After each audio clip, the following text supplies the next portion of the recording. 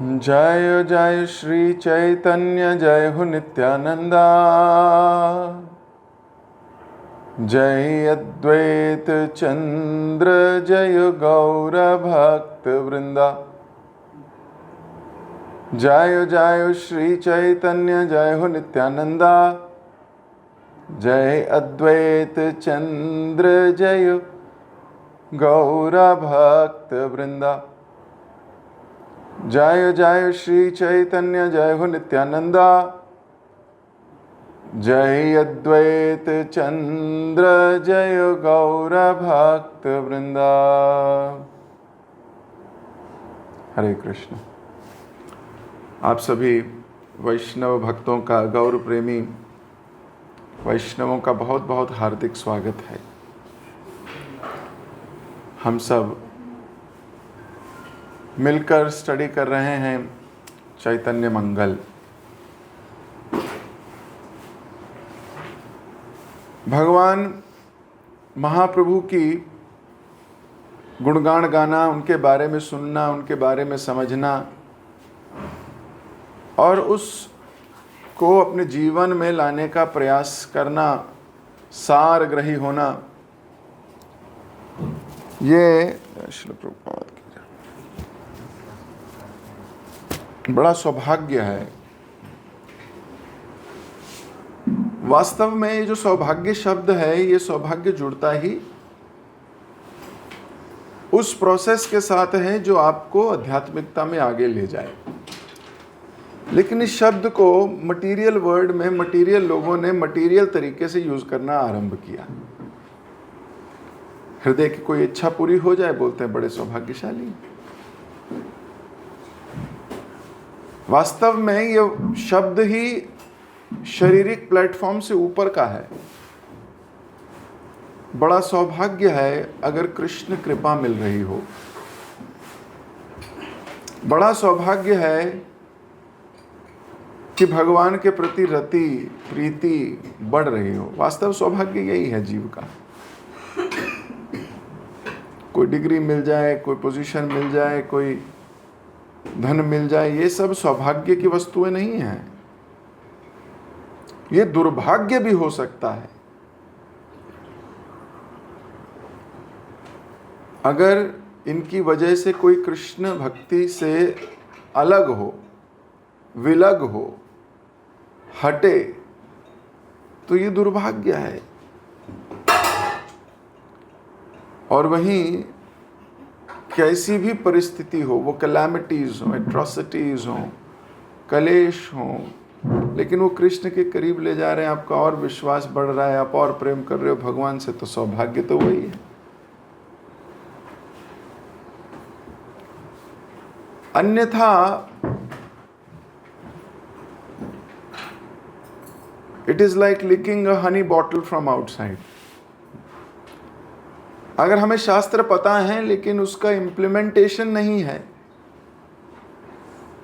तो फिर वो शहद की बोतल बाहर से चाट रहे हैं।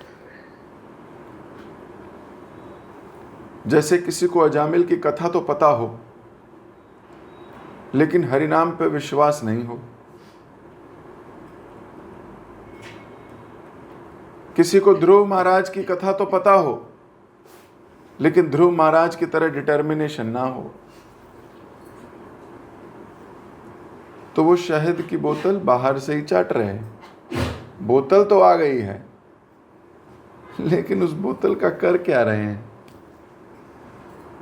कहानियां, कथा पता होना ये एक बात है, लेकिन उस पे जीवन बिताना, अमल करना, ये दूसरी बात है। शहद की बोतल लाने का प्रयास करके लाए, ये अच्छी बात है, पर उसे खोल के पीना भी होगा। पिबत भागवतम रसमालयम, इसलिए शब्द कहा गया पिबत, पीना होगा उसको। हाथ में लेके करोगे क्या? तुमको पता है? हाँ मुझे पता है अजामिल की कथा, मुझे पता है। तुम्हें पता है? हाँ मुझे पता है ध्रुव की कथा, मुझे पता है। प्रहलाद महाराज, हाँ मुझे पता है कथा, मुझे पता है। तो पता करके क्या होगा क्या? जब तक उसका सार ग्रहण नहीं होगा। तो जीवात्मा का ये धर्म है और यही उसका सौभाग्य भी। इसलिए ग्रंथ है चैतन्य मंगल। ये मंगल किसका करेगा? जो व्यक्ति सुन के अमल करने का प्रयास करेगा, कुछ करने का प्रयास करेगा, उसका भला करे। अमंगल हरेगा, उसका अमंगल घटेगा और मंगल होगा। और मंगल का अर्थ क्या है?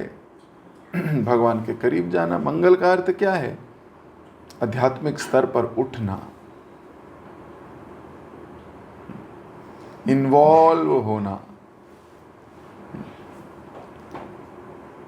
तो कल हमने पढ़ा था कि किस प्रकार सारे लोग एक दूसरे से बात कर रहे थे और भगवान की चर्चा हो रही थी। भगवान का यज्ञोपवीत संस्कार हुआ है और सब के सब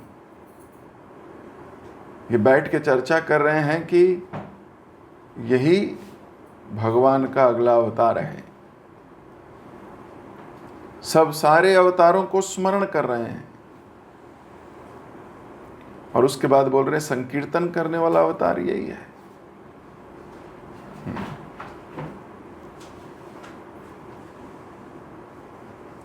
फिर ऐसी चर्चा करते करते श्रीमती राधा रानी की चर्चा हो रही है।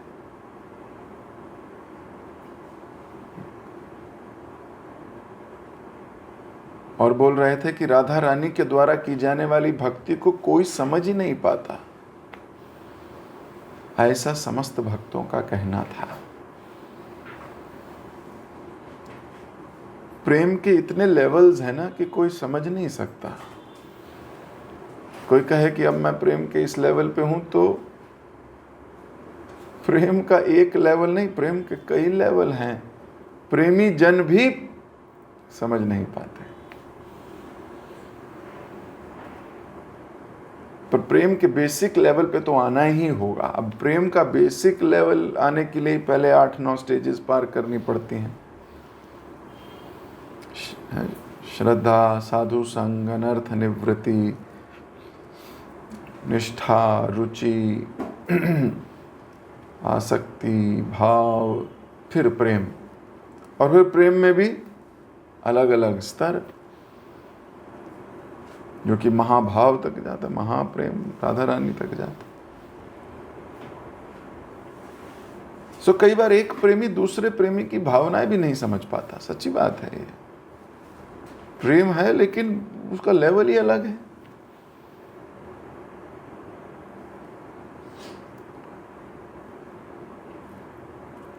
अब भगवान कभी राधा रानी को कह देते थे। एक बार की बात है, भगवान ने कहा, राधा रानी तुम्हारा मुखड़ा मुझे चांद जैसा लगता है। अभी कितनी अच्छी बात है।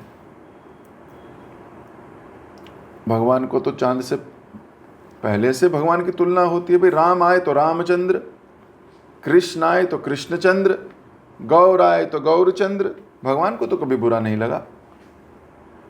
राधा रानी को बहुत गुस्सा आ गया।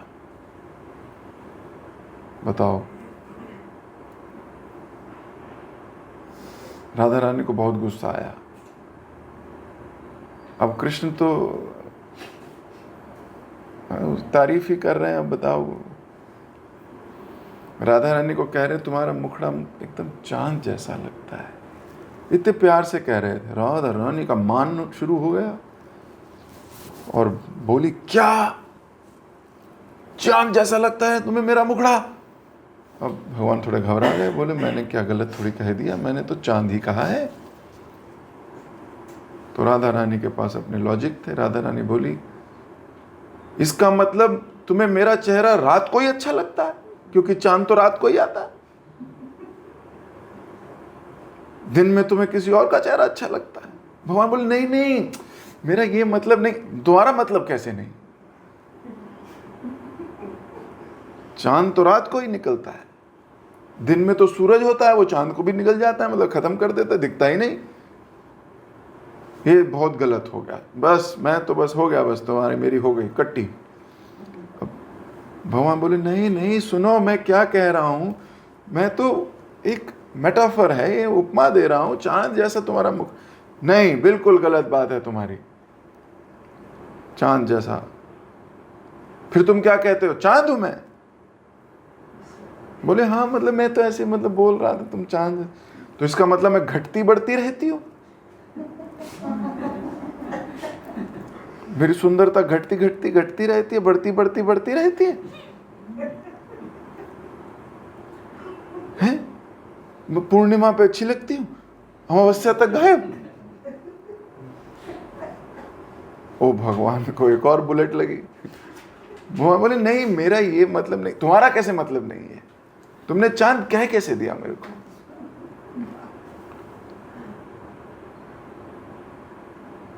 तो राधा रानी का मान एकदम बढ़ गया कि ये चांद कैसे कह दिया मेरे को।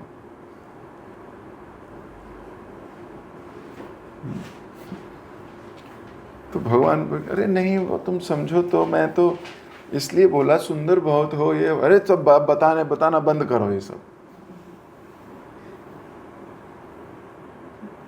अब राधा रानी के प्रेम को कोई क्या समझेगा?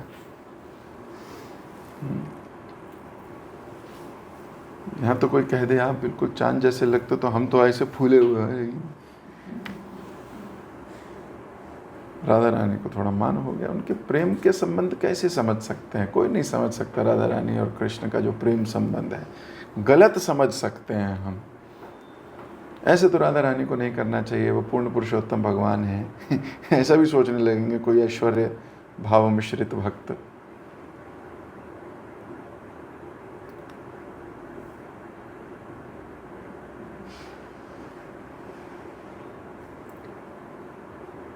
तो कृष्ण माने नहीं, बोले नहीं मेरी बात तो सुनो। राधा रानी बोले कैसे सुनो, तुम बताना जरा, तुमने मुझे चांद कैसे दिया?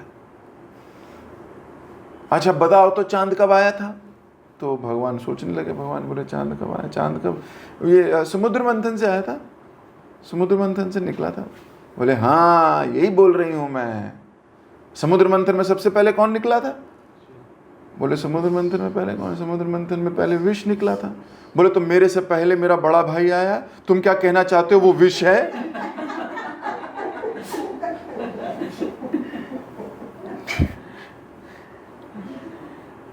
अब भगवान तो कह रहे अरे भाई माफी हो, मेरी गलती हो गई मुझसे, तुम्हें मैंने चांद कह दिया। बोले बस माफी मांगो, तुम मेरे बड़े भाई को गाली देते हो। बोले नहीं मैं तो तुम्हें चांद कह रहा, मैं तुमने मेरे बड़े भाई को गाली दी है।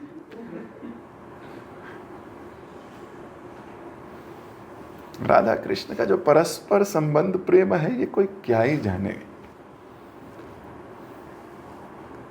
तो वहां पे सारे लोग बैठ के भी यही चर्चा कर रहे हैं कि ये जो महाप्रभु हैं ये कोई साधारण व्यक्ति नहीं, कृष्ण ही लग रहे हैं, संकीर्तन आंदोलन के लिए आए हैं। फिर चर्चा करते करते राधा रानी के भाव तक पहुंचे सब लोग।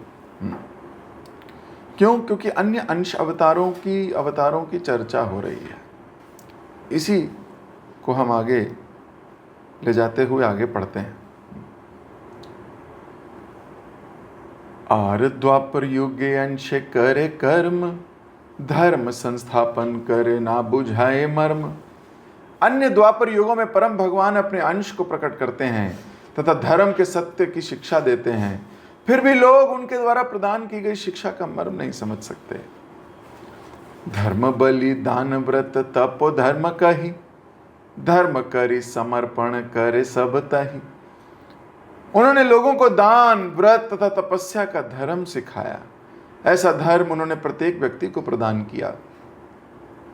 एत कारण प्रभु प्रकाशिल निज, तब ना बुझीला के हो धर्म धर्म बीज। लोगों को सिखाने के लिए परम भगवान व्यक्तिगत रूप से इस जगत में प्रकट हुए। इसके बावजूद भी लोग अब उस बीज को नहीं समझ पाए जिसमें वे धर्म व अधर्म की भिन्नता अंकुरित होती है। कलियुग गौर देह प्रकाशे अपना, युग अवतार कार्य प्रकाशे प्रेम।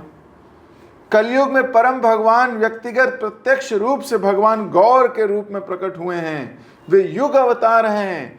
उनका प्रयोजन भावमय आध्यात्मिक प्रेम की शिक्षा प्रदान करना है।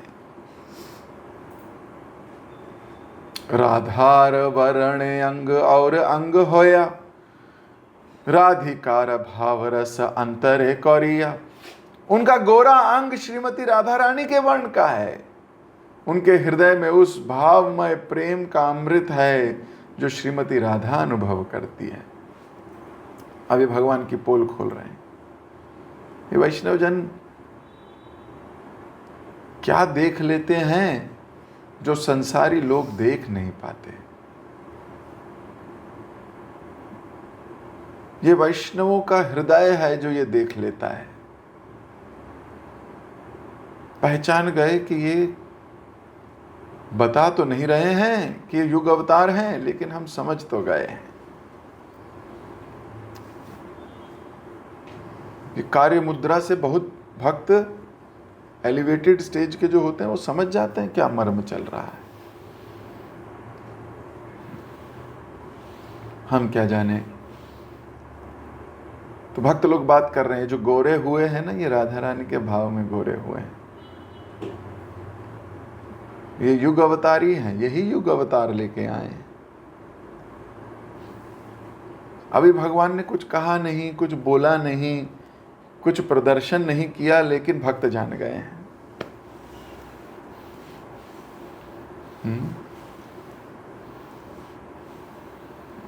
Devotees are like this.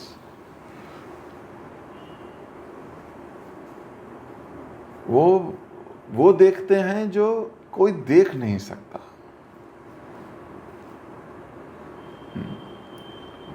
A fool cannot see what is seen.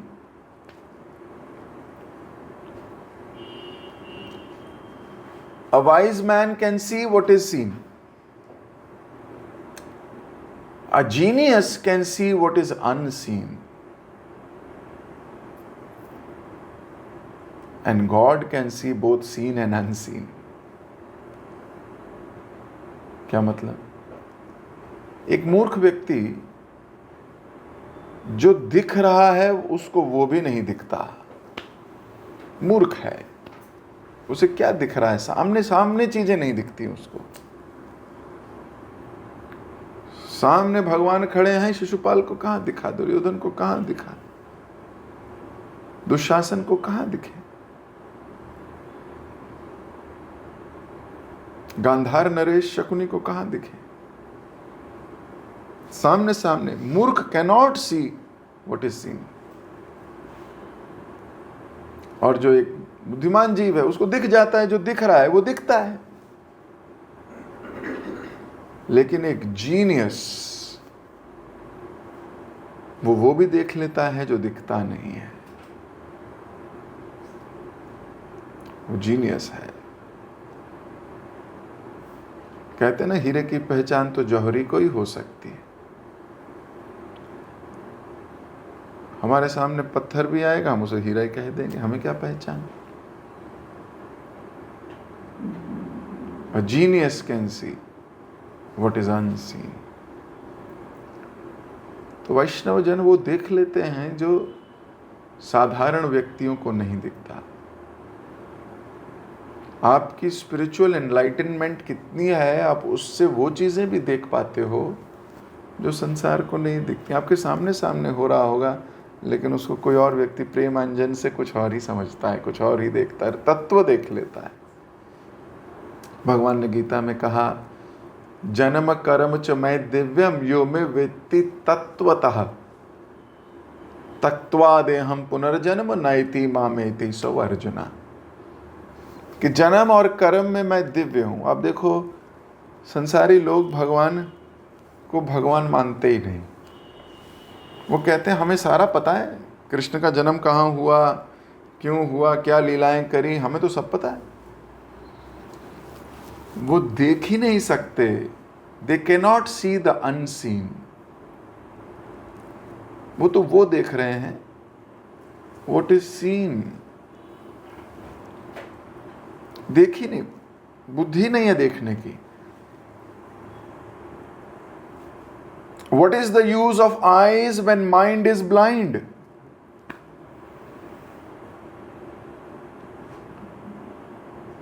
उस आंख का क्या करोगे जब माइंड ही अंधा है? अब किसी को भगवान की आरती हो रही हुई देख के आनंद फूटता है, किसी को गुस्सा आता है।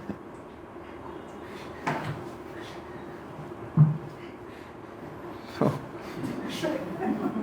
वो एक ही चीज देख रहा है, एक ही चीज। एक को प्यार से, एक के आंसू बह रहे हैं प्यार से, एक के आंसू बह रहे हैं गुस्से के।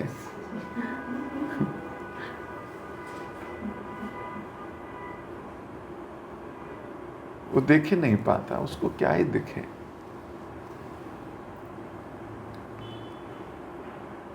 तो ये भक्त लोग देख पाए यार, अमेजिंग, भगवान के पार्षद हैं, ऐसे थोड़ी है। भगवान के पार्षदों का क्या काम है? भगवान के पार्षदों का कार्य यही है, भगवान की लीला में सहायता करना।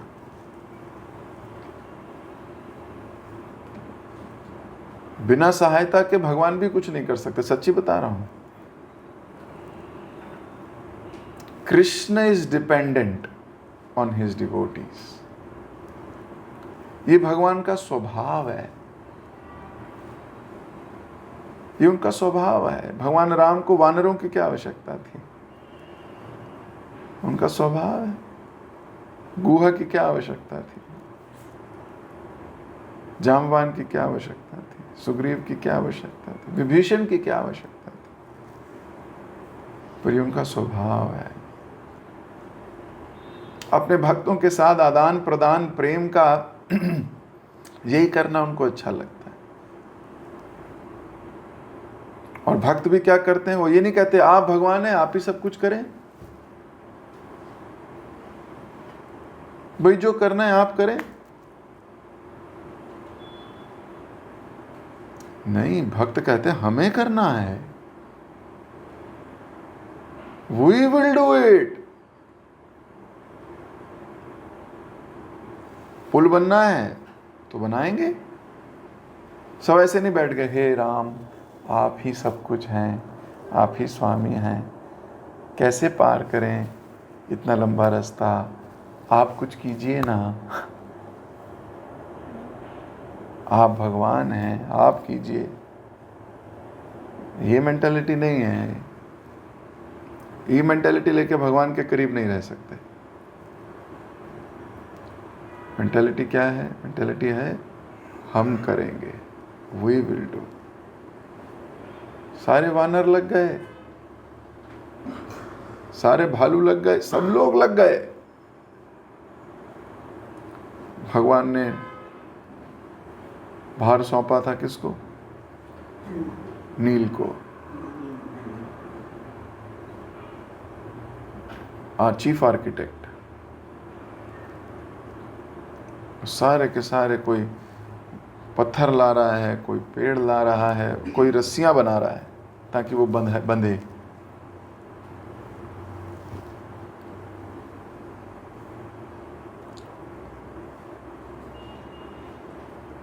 सर्विस है ना, सहायता, भगवान सहायता। तो भक्त पहचान गए, पार्षदों का काम पहचान गए, बोले ये तो हमारे भगवान हैं। अब वो क्या कर रहे हैं? दृष्टि दे रहे हैं सबको और एक्सपोज कर रहे हैं, भगवान की पोल खोल रहे हैं पॉजिटिव सेंस में। क्या बोल रहे हैं? अरे गोरा रंग तो राधा रानी का है और इनके हृदय में वही प्रेम है जैसे राधा रानी अनुभव करती है। वही हृदय है इनका। आगे देखिए क्या कह रहे हैं। से भाव कांदे रसिक शेखर विकसित पुलक कदम्ब कलेवर। वे आध्यात्मिक अमृत रस का स्वादन करने वाले समस्त लोगों के ताज हैं। श्रीमती राधा रानी द्वारा अनुभव किए जाने भाव आवेशपूर्ण प्रेम की अनुभूति करके वे क्रंदन करते हैं। भाव आवेश में उनके शरीर के रोए कदम पुष्पों की तंतुओं के समान दिखते हुए खड़े हो जाते हैं। सही प्रेमे गर गर मोतायाल होय, हुंकार गर्जन करे कांधिया कांधिया। भावमय प्रेम से भाव विद्वल होकर वे एक उग्र व्यक्ति के समान बन जाते हैं, चिल्लाते हैं, दिहाड़ते हैं, निरंतर विलाप करते रहते हैं। से गर्जन सुनी अचेतन कलिकाल, चेतन पाइया सवे आनंद विशाल। उनकी चीख चिल्लाहट सुनकर कलयुग के अचेत लोग जागृत हो जाते हैं, वे सभी लोग आनंदमय हो जाते हैं। ते ही राधा कृष्ण बलि नाचे कांदे हासे, अंधकार दूरे गेल पाइला प्रकाशे। वे राधा कृष्ण का उच्चारण करते हुए नृत्य करते हैं, क्रंदन करते हैं, हंसते हैं। उनकी उपस्थिति अज्ञानता रूपी विवेक शून्य कर देने वाले अंधकार को दूर भगा देती है। द्वापरे उपजे कृष्ण प्रेममय तन, कलि अचेतन लोक करे अचेतन। द्वापर युग में भगवान कृष्ण जन्म लेते हैं, कलयुग में वे गौर वर्ण रूप में जन्म लेते हैं। वे कलयुग के बेसुध लोगों को जागृत करते हैं। एक विनम्र भक्त की भूमिका में भगवान भावमय आध्यात्मिक प्रेम के सत्य का रहस्य प्रकट करते हैं। वे व्यक्तिगत रूप से लोगों को अपने आप को प्रदान करते हैं। सो भगवान का स्वभाव का वर्णन किया जा रहा है कि कलयुग में जब आएंगे या आए हैं तो क्या कर रहे हैं, अपने आप को ही दे देते हैं। अब कोई व्यक्ति कुछ भी कर सकता है, अपने आप को नहीं देता। ये बिल्कुल सच बात है। वो अपना तन दे देगा, थोड़ा धन दे देगा, कहने को मन भी दे देगा, पर वो अपने आप को पूर्णता नहीं देता, समर्पित नहीं होता, है ना। सम मतलब अंग्रेजी वाला सम मतलब सब कुछ, अर्पित मतलब देना तो समर्पित यानी सब कुछ देना। ऐसा पॉसिबिलिटी कम है। जिनकी है वो यू कैन अंडरस्टैंड, वो महाभागवत हैं। कहीं ना कहीं हम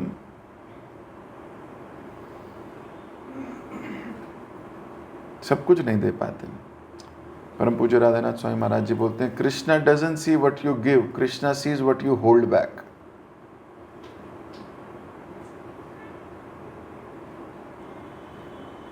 जो हमने रख लिया अपने पास वो देख रहे हैं भगवान। अच्छा, इसलिए जो फुल्ली समर्पित है, आप देखो ना, रघुनाथ दास गोस्वामी, समझिए, जीव गोस्वामी, सनातन गोस्वामी, रूप गोस्वामी, ये महाप्रभु के समय के महाप्रभु के प्रियतम लोग हैं। क्यों? उन्होंने सब कुछ अर्पित किया। स्वरूप दामोदर, शिखी महिती, सब कुछ अर्पित किया। सनातन गोस्वामी का तो कंबल तक आपने सुना ही है, सब कुछ छोड़ आए थे, बस एक कंबल उनके जीजाजी ने दे दिया था।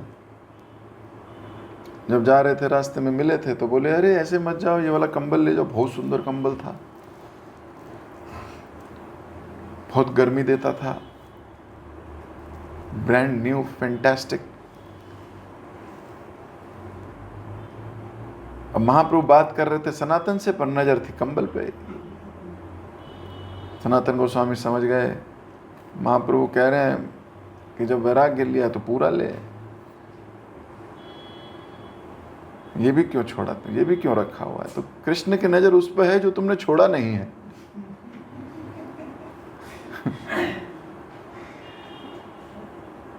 अब जो वैराग्य लिया तो फिर पूरी तरह लो।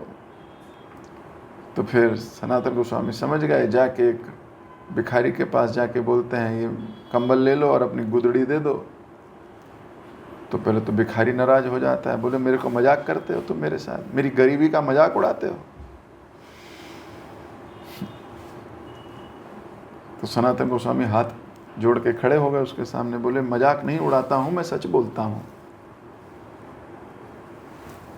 मेरे गुरु को पसंद नहीं आ रहा ये, इट इज़ नॉट राइट। आप ये ले लो मेरे से कंबल, अपनी गुदड़ी दे दो। बहुत अनुनय विनय किया। जब वो कंबल दिया, गुदड़ी ली, तो भिखारी फिर बोलता, फिर सोच लो, मैं वापस नहीं दूंगा। सनातन गोस्वामी बोले, अरे भाई मैं आया ही इसलिए हूँ, ले जा, ये तो तेरे लिए ही है। फिर वो गुदड़ी लेकर पहुंचे महाप्रभु के पास। तो महाप्रभु कितने खुश हुए, बोले वेरी गुड। भौतिक आसक्तियां छूटती हैं, गुरु को बहुत अच्छा लगता है। भौतिक चीजें छूटती हैं, ये अच्छा नहीं है। चीजें तो आसक्ति रहेगी और बना लोगे, भौतिक आसक्ति छूटती है तब। तो चीजों से वैराग्य नहीं लेना है।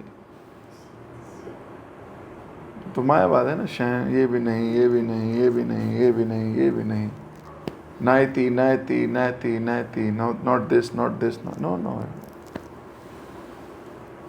उनके प्रति जो अंदर आसक्ति है ना, कृष्ण कहते हैं प्रोपेंसिटी, ये जो प्रोपेंसिटी है, भौतिक चीजों के प्रति आसक्ति है, ये खतरनाक है। चीजें खतरनाक नहीं है, हेलीकॉप्टर लो भाई, लेकिन उसके प्रति जो आसक्ति है, ये खतरनाक है।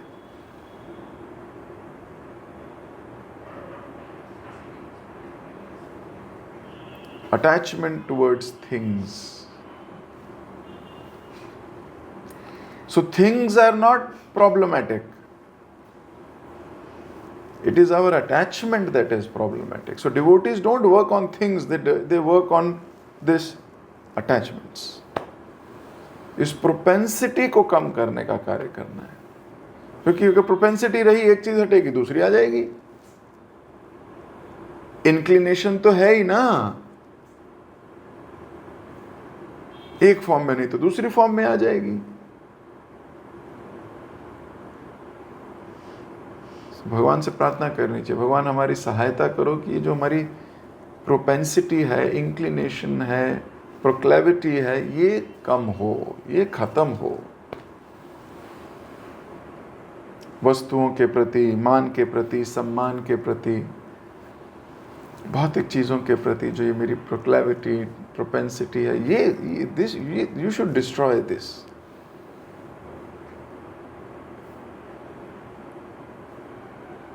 नहीं तो मान सम्मान पाने की इच्छा अगर रही तो एक जगह नहीं हुआ तो दूसरी जगह पाने की अभिलाषा करोगे, इससे नहीं मिला तो तीसरे से पाने की अभिलाषा करोगे। ये अभिलाषा ही तो खतरनाक है।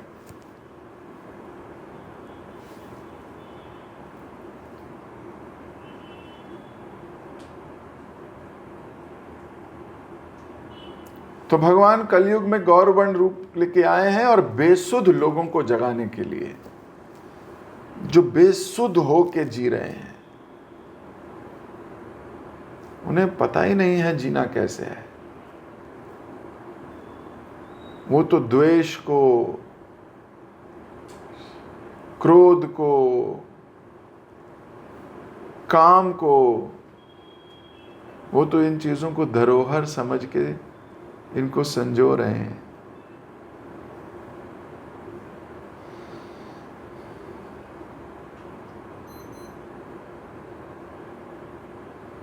तो हमें क्या करना है?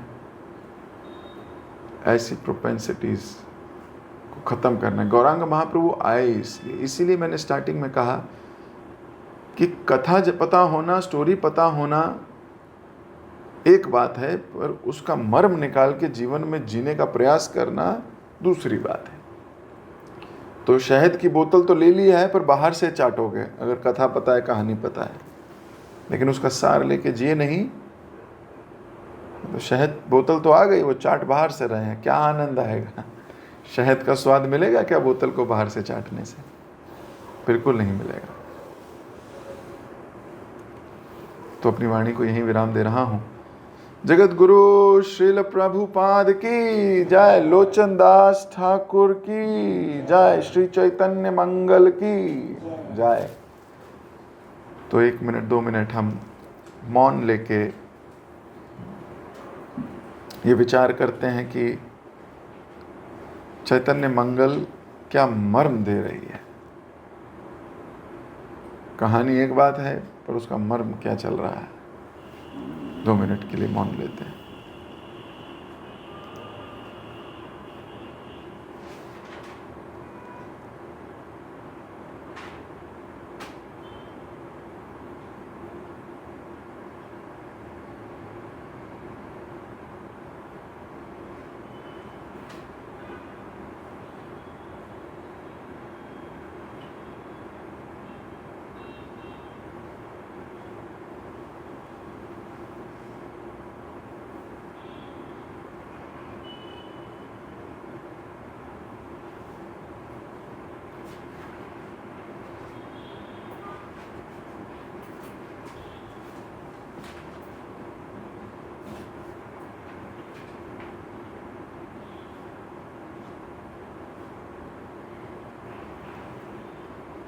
हरे कृष्ण।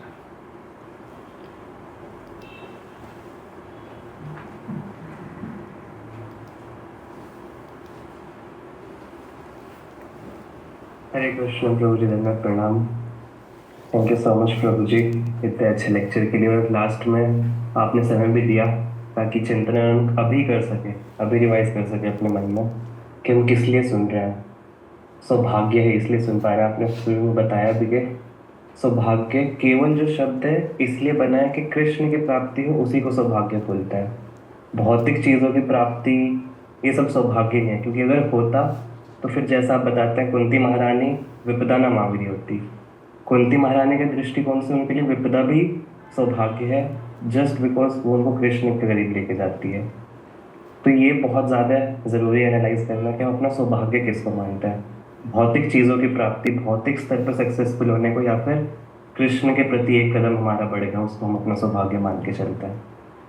तो प्रभु जी कथा के बारे में भी आपने बताया कि हमें सुनना किस मूड से चाहिए, कि क्योंकि कथाएं तो बहुत हैं, सुनने वाले भी हैं और सुनाने वाले बहुत हैं, पर जो सौभाग्य अभी आपने बताया वो तभी उदय होगा जब कथा सुनने के साथ साथ उस पर अमल किया जाए। वो क्या सिखाना चाह रही है, जैसा आपने अभी हमें 2 मिनट दिए सोचने के लिए कि क्या हम अपने जीवन में उतार सकते हैं उस कथा से, उसकी क्या शिक्षाएं हैं जिसको हम अपने जीवन में लगा सकते हैं।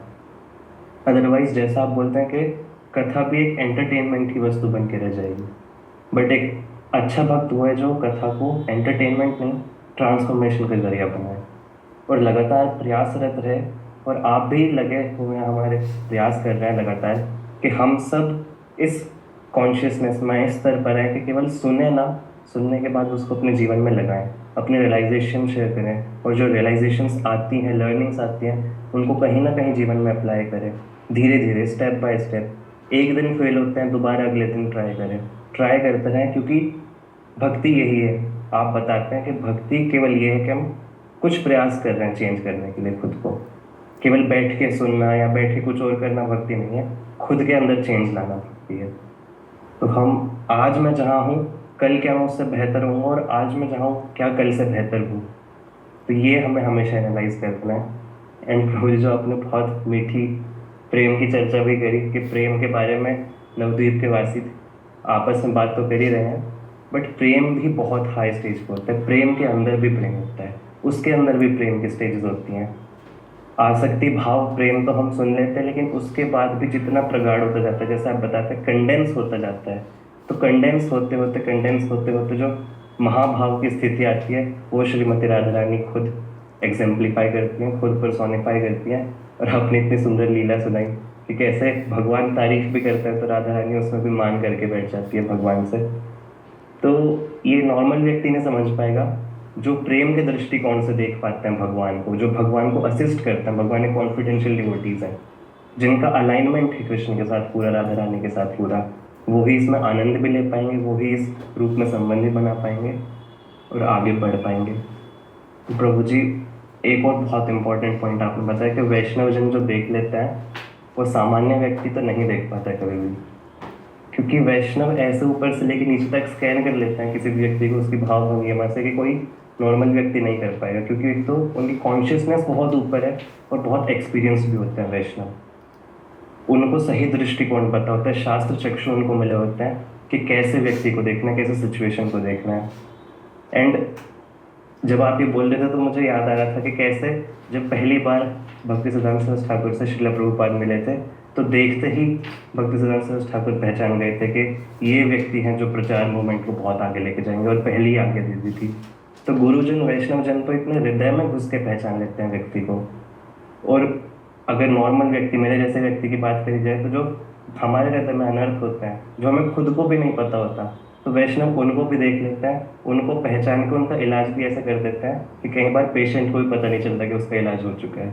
तो वैष्णव का दृष्टिकोण बहुत अंदर तक जाता है, बहुत अच्छा होता है, बहुत दूर का होता है। तो हमेशा वैष्णवों का दृष्टिकोण स्वीकार करना चाहिए, उनके संग में रहना चाहिए ताकि वो हमें देख सकें, हमें गाइड कर सकें। प्रभु जी, जो आपने लास्ट में महाप्रभु की उदारता के बारे में बताया, आपने राम जी का भी एग्जाम्पल दिया कि भगवान इतने उदार है, इतना मैग्नानिमस है कि वो खुद को दे देते हैं भक्तों को, खुद को दिया हुआ है उन्होंने, खुद कर सकते हैं लेकिन खुद करते नहीं है कुछ भी। राम जी हैं, सेतु बनाने के लिए अपनी वानर सेना को बोलेंगे कि तुम बनाओ, मैं चल के जाऊँगा। भगवान कृष्ण खुद को नंद यशोदा पर दिया हुआ है अपना पालन पोषण करने के लिए। उद्धव जी से राय मांगते हैं कि क्या करना चाहिए, क्या नहीं करना चाहिए। और आपने बताया कि महाप्रभु तो कृष्ण से भी ज़्यादा उदार है, वो तो हर एक व्यक्ति को दे देता है अपने आप को। वो ये नहीं देखते कोई भक्त है या अभक्त है। अभक्त जैसे जगाए मधाई भी क्यों ना हो, उनको भी महाप्रभु खुद को दे देते हैं, क्योंकि उद्धार करने के लिए आए हैं।